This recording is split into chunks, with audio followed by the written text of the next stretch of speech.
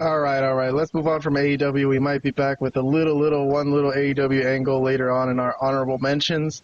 But for right now, we got to speed up the show. I'm going to move our clock to 1 minute. So every other topic now, from now on for the rest of the show, I'm going to shorten the clock to 1 minute so we can speed it up and try to get out of here. So I got the rest of the angles, or storylines I'm calling them now, by the way. That's another story. I'll talk about that later, maybe at the end of the show.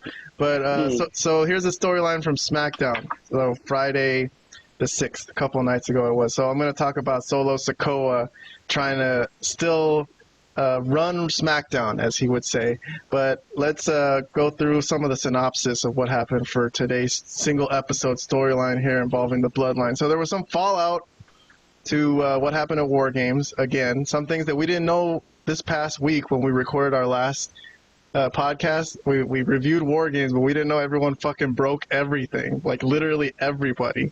Bronson Reed broke his leg, so he jumped off the top of the cage. Ouch. I mean, everyone's doing these top rope. That's 3 people now who have jumped off the top of the cage in recent memory who broke something, including Edge and Jey Uso and Bronson Reed.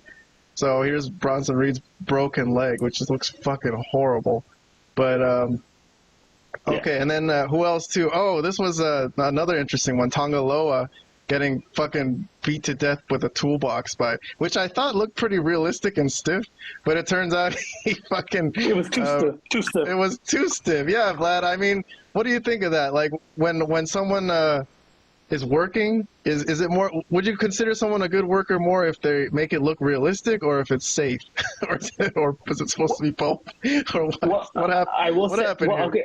Well, I will say, if that was the way he was actually injured, then yeah, that's not good for even. I love Punk, but that's the whole point of wrestling, is to make it look like it's real, but not injure someone. So, I mean, no, I don't think this was. If this is actually the way he got injured, not good, not good. Even as much as I love Punk, not a good look. Yes. All right, so he's gotten injured now. He injured somebody. Okay, so torn bicep for Tonga Loa. He's also out indefinitely. So Solo's bloodline is weakened. So they went down from 5 guys to 3 guys. Now he only has Tama Tonga and Jacob Fatu. So here's another segment where they're going through security check. And they've done this before where they would get mad at security. And this time Apollo Crews is there and they beat up some security personnel. This was a great bump this one security guy took into the fucking guardrail. But...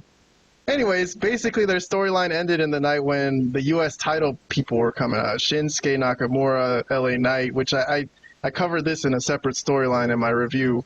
But for the purposes of this one, I'm just going to mention that the Bloodline came in and just ruined the segment, ran roughshod on the show, as they would say in the old NWO days, and just left basically everyone laying. I mean, not Nakamura. They let him go. Solo said let him go. So Nakamura left, and then I guess they beat up Andrade and LA Knight. So there you go. That's the segment for the Bloodline this week. Not much. No Roman, nothing like that. But I got some reviews. Let's see what you guys thought of this. I got a thumbs up from Robert, so Robert liked this, and a half thumbs up from Vlad. I gave it a thumbs down. So I don't know if I'll let you guys go first, and I'll give my thumbs down afterwards. Although I think since you guys have been talking to me all these past weeks, I think you know where I'm coming from with my thumbs down. But I'll start with Vlad, the wrestling expert. Go ahead. So you gave this a, a half thumbs up. So 1 minute on the clock. Man, I can't believe what I'm going to say here, but the only thing I liked about this whole thing is not even involved in the angle, is Nakamura.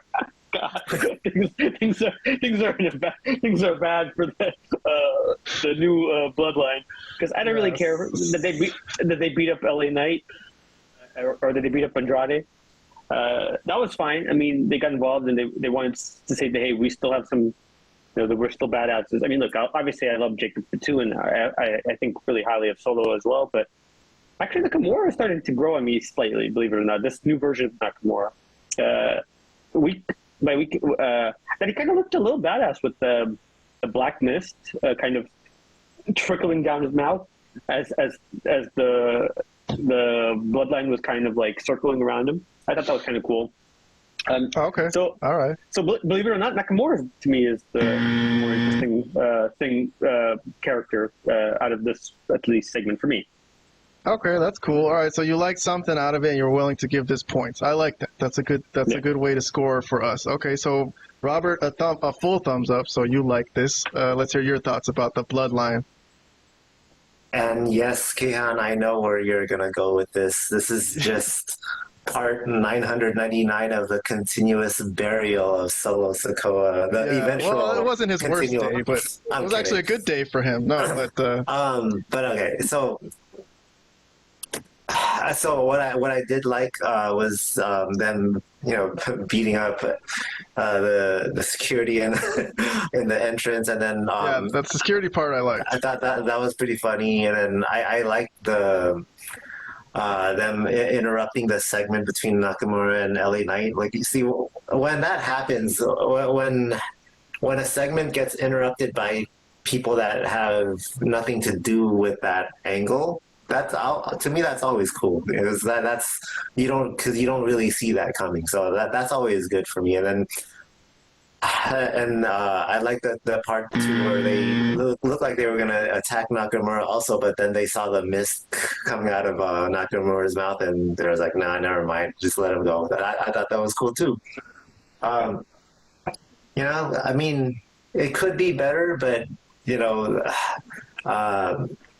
the momentum for for Solo's Bloodline is not very good at the moment, so I don't know. They need to find some way to get it back. But yeah, at the moment, Solo still has the Ulafala, so it's definitely not over because Roman hasn't taken it back yet. So we'll see where it goes from there. Oh my God. Well, I'll just say, look, this is what Vlad was talking about a while ago when, remember, he lost to Cody on SmackDown. I was like, man, he's done. He's lost all his heat. No one's going to respect him. And Vlad said, no, he can do something next week to get his heat back. And this is one of them bullshit things that Vlad thinks that people can do to get their heat back.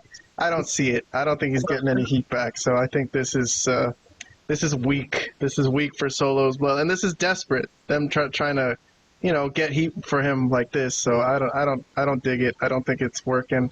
And I think we're all just waiting to see what happens with the freaking Rock when the Rock comes. But because Solo can't be the leader of the Bloodline. And what's his name? Jacob Fatu is always loyal to him. And I don't know if I have a picture here of Jacob Fatu. Maybe I don't, but I thought I saved a picture. But Jacob does this thing with his hands, and he's like praying to Solo, and he's still doing it. I'm like, why is he so loyal to this guy?